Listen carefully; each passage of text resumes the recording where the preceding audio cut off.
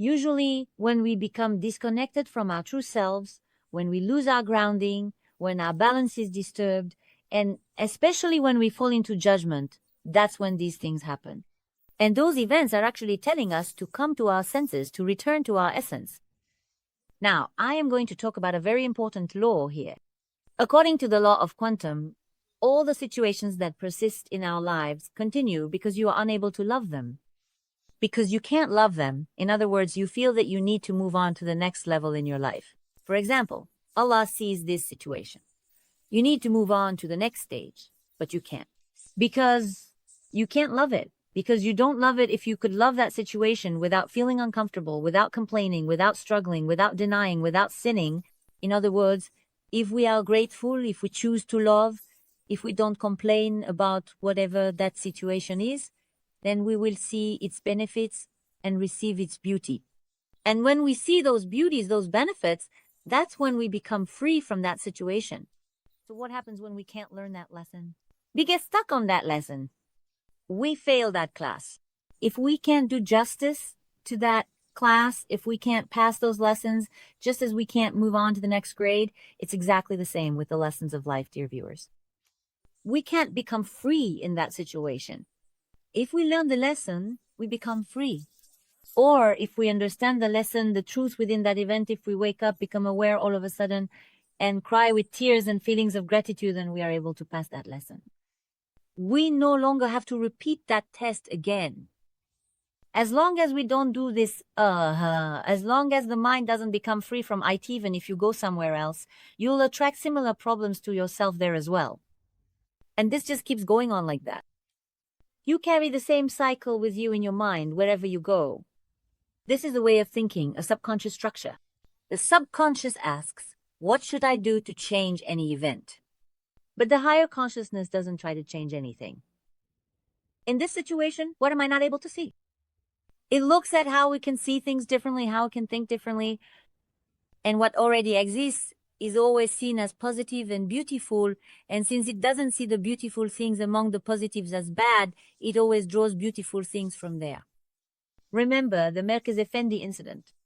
Merkez Effendi's teacher once asked all the students, imagine you are sitting on God's throne for a day. What would you want to change? How would you want to rule the world?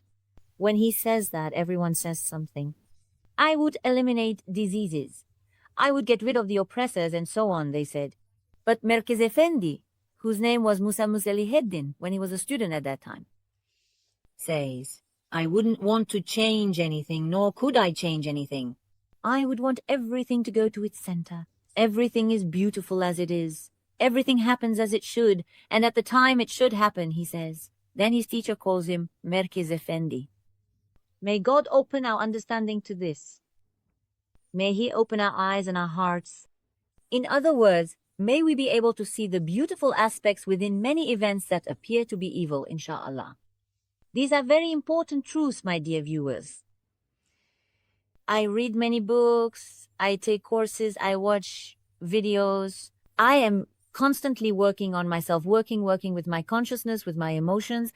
I work with acupuncture, hypnosis, EMDR, and other methods.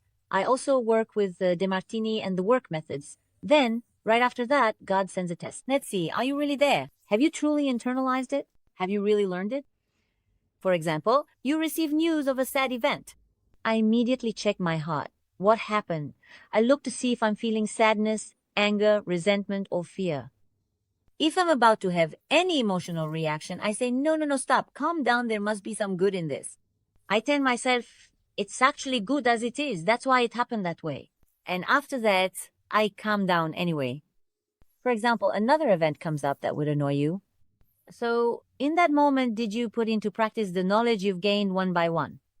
In other words, how much have you internalized this information?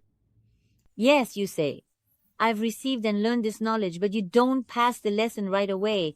God tries you in real life. A test will come your way, you will experience it. In other words, you always go through a trial. If there's a situation in your life that keeps repeating and you don't like it, then you need to act differently in that situation. You'll see what it is you need to understand here. Everything you can't love keeps repeating, remember that. If you love it, the problem disappears. If I love the problem, I can solve the problem. Then life continues in its original flow. You yourself increase everything you don't love. From the moment you love and embrace something, it stops being a problem anyway. When that thing stops being a problem in your mind, it also stops being a problem in your life. And after that, the flow of life goes on as it should. That's why you keep experiencing what you can't love over and over again. So you have to decide in your mind first, not with your actions. It starts in your thoughts first, then it goes down to the feelings in your heart, and then it turns into action. That's when you stop doing something negative. Because love is a place of balance. When you reach the point of love, you come into balance, and in that moment and situation, you feel gratitude for everything. Gratitude is something that opens all doors for us. As long as we live from a place of gratitude for everything, life rewards us. The moment we lose our sense of gratitude, we become disconnected from life. If we focus on gratitude and our life purpose, everything you obsess over in your mind disappears. You focus on the goal then. You focus on your life purpose.